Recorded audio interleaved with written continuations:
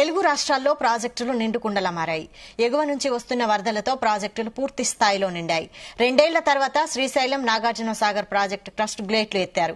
ప్రాజెక్టుల నుంచి కృష్ణమ్మ పరవళ్లు తొక్కుతూ ఉప్పొంగింది. ఆ అందాలను చూసేందుకు భారీగా జనం తరలివచ్చారు. దాదాపు 10 రోజులకు పైగా కనువిందు చేసిన ఆ అందాలు ఇప్పుడు బోసిపోయాయి. ఎగువ నుంచి వరద తగ్గిపోవడంతో శ్రీశైలం నాగార్జున సాగర్ గేట్లను మూసివేశారు. 10 రోజులకు పైగా పర్యాటకులతో సందడిగా ఉన్న ప్రాజెక్టులు ఇప్పుడు వెలవెలబోతున్నాయి.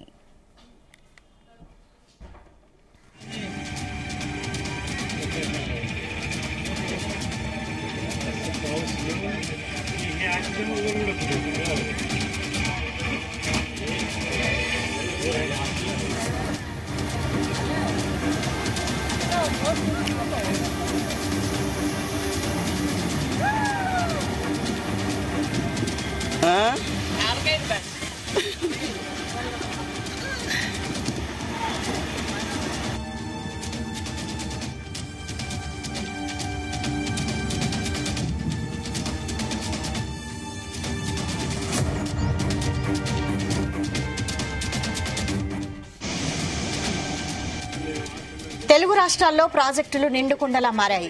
ఎగువ నుంచి వచ్చిన వరదతో ప్రాజెక్టులు పూర్తి స్థాయిలో నిండాయి. 2 ఏళ్ల తర్వాత శ్రీశైలం నాగార్జున సాగర్ ప్రాజెక్టు క్రస్ట్ గేట్లు తెరిచారు. ప్రాజెక్టుల నుంచి కృష్ణమ్మ పరవళ్లు తొక్కుతూ ఉప్పొంగింది.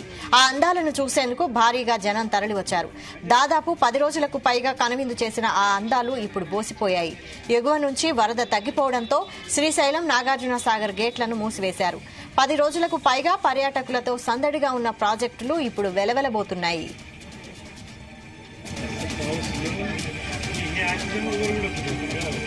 తెలుగు రాష్ట్రాల్లో ప్రాజెక్టులు నిండుకుండలా మారాయి. ఎగువ నుంచి వచ్చిన వరదతో ప్రాజెక్టులు పూర్తి స్థాయిలో నిండాయి. దీనిపై మరిన్ని అప్డేట్స్ మా ప్రతినిధి జానయ్య అందిస్తారు. జానయ్య,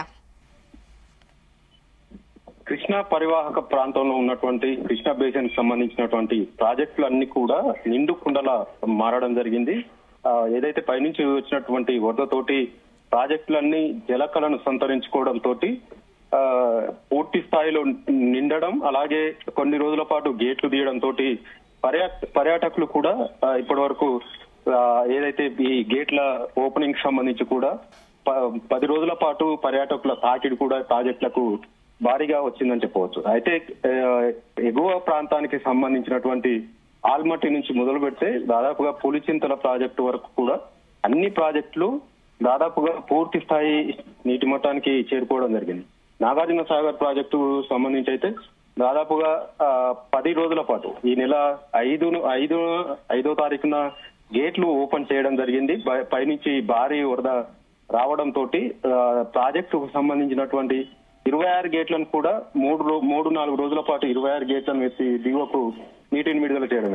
అయితే ప్రాజెక్టు సంబంధించి 590 అడుగుల పూర్తి స్థాయి అడుగులకు నీటి మట్టం ఉండగా ప్రస్తుతానికి మాత్రం నాగార్జున సాగర్ ప్రాజెక్టుకు సంబంధించి కూడా 589 తక్కువగా నీటి మట్టం చేరుకోవడం జరిగింది. మరోవైపు ఇదే ప్రాజెక్టుకు సంబంధించినటువంటి నీటి నిల్వ సామర్థ్యాన్ని మాత్రం పరిశీలిస్తే మాత్రం 312 టీఎంసీల నీటి సామర్థ్యాన్ని గాను ప్రస్తుతం ఏదైతే 310 టీఎంసీలకు కూడా నీటి నిల్వ సామర్థ్యం చేరుకోవడం జరిగింది. దీంతో నాగార్జున సాగర్ ప్రాజెక్టుకు ఎప్పుడైతే వరద ప్రారంభమైందో ఆ ప్రారంభం కావడంతో డెడ్ స్టోరేజ్ నుంచి పూర్తి స్థాయి నీటి మట్టానికి చేరుకోవడం జరిగింది. వరద ప్రవాహం కొనసాగుతున్న నేపథ్యంలో 2 రాష్ట్రాల వరప్రదాయనిగా ఉన్నటువంటి నాగార్జున సాగర్ ప్రాజెక్టుకు సంబంధించి కుడి ఎడమ కాల్వల ద్వారా కూడా నీటిని కూడా విడుదల చేయడం జరిగింది. దీంతో పాటు విద్యుత్ ఉత్పాదన కూడా ప్రాజెక్టు నీటి ప్రవాహం ఎప్పుడైతే మొదలైందో ఆ రోజు నుంచి కూడా విద్యుత్ ఉత్పాదన కూడా కొనసాగుతుంది. అయితే నాగార్జున సాగర్ ప్రాజెక్టు సంబంధించి అయితే ప్రస్తుతం మొత్తం క్రస్ట్ గేట్లను కూడా నిలిపివేయడం జరిగింది. ఇన్ఫ్లో 50,000 క్యూసెక్కులు వస్తుండగా అదే స్థాయిలో ఇటు విద్యుత్ ఉత్పాదన కావచ్చు, అటు కుడి ఎడమ కాలువలకు సంబంధించి కూడా నీటి విడుదల అక్కడి నుంచి వస్తున్నటువంటి ఇన్ఫ్లోను బేస్ చేస్తూ అంతే స్థాయిలో దిగువకు నీటిని విడుదల చేస్తున్నారు ఈ నాగార్జున సాగర్ ప్రాజెక్టు సంబంధించి. శ్రీశైలం ప్రాజెక్టుకు సంబంధించి కూడా నిన్నటి వరకు కూడా ఒక గేటు ద్వారా నీటిని విడుదల చేసినటువంటి అధికారులు పైనుంచి ఇన్ఫ్లో తగ్గడంతో శ్రీశైలం ప్రాజెక్టుకు సంబంధించినటువంటి పూర్తి గేట్లను కూడా మూసివేయడం జరిగింది. నిన్నటి వరకు ఒక గేటు ఎత్తి దిగువకు నీటిని విడుదల చేసిన అధికారులు ఆ గేట్ ను కూడా మూసివేయడం జరిగింది. పైన ఉన్నటువంటి జూరాలకు సంబంధించి కూడా సేమ్ సిచ్యువేషన్. ఇటు కృష్ణా ఎగువ ప్రాంతానికి సంబంధించి కర్ణాటకలో దాదాపుగా 15-20 రోజుల పాటు కురిసినటువంటి భారీ వర్షాలతోటి కృష్ణా పరివాహకం అంతా కూడా కృష్ణమ్మ పర్వాలు తొక్కిందని చెప్పవచ్చు.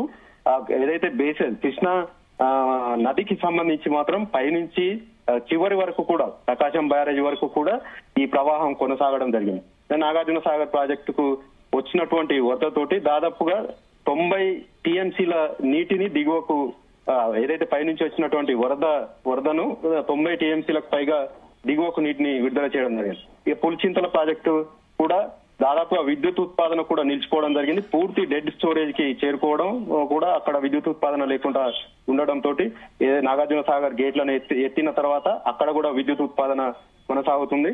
అక్కడ కూడా ప్రస్తుతం పూర్తి స్థాయి నీటి మట్టానికి పులిచింతల ప్రాజెక్టు కూడా జరిగింది. మొత్తానికైతే కృష్ణమ్మ పర్వాలు కృష్ణా పరివాహకానికి సంబంధించి కృష్ణమ్మ పర్వాలు దాదాపుగా 20 రోజుల పాటు పరివాహకం అంతా కూడా కృష్ణా జలాలతోటి పరవశించిందని చెప్పవచ్చు. కృష్ణమ్మ పర్వాలు తొక్కుతూ గతంలో ఎన్నడూ లేని విధంగా 2 ఏళ్ల పాటు ఇటు శ్రీశైలం కానీ నాగార్జున సాగర్ ప్రాజెక్టు 2 ఏళ్ల తర్వాత ఈ ఏడాది మాత్రమే గేట్లు తెచ్చుకోవడం జరిగింది. పూర్తి స్థాయి నిండడం, జలకలను సంతరించుకోవడం జరిగింది. మొత్తానికైతే ఎగువ ప్రాంతానికి సంబంధించి వరద తగ్గడం తోటి ఆల్మట్టి డ్యామ్ కానీ ఇటు జూరాల, శ్రీశైలం, నాగార్జున సాగర్, పులిచింతలకు సంబంధించి ఈ ప్రాజెక్టులన్నీ కూడా గేట్లు మూసివేయడం జరిగింది. మొత్తం అన్ని ప్రాజెక్టులు కూడా నిండు కుండను అంటే పూర్తి స్థాయి నీటి మట్టానికి చేరుకొని ఉండడం, జలకలను సంతరించుకోవడం తోటి 2 తెలుగు రాష్ట్రాల ప్రజలైతే కృష్ణా బేసిన్ కి సంబంధించి మాత్రం హర్షం వ్యక్తం చేస్తున్నారు. ఇటు తాగునీటికి కూడా ఇబ్బందులు లేవు అనేది కూడా ఒక విధంగా చెప్పవచ్చు. Right, thank you Janaiah.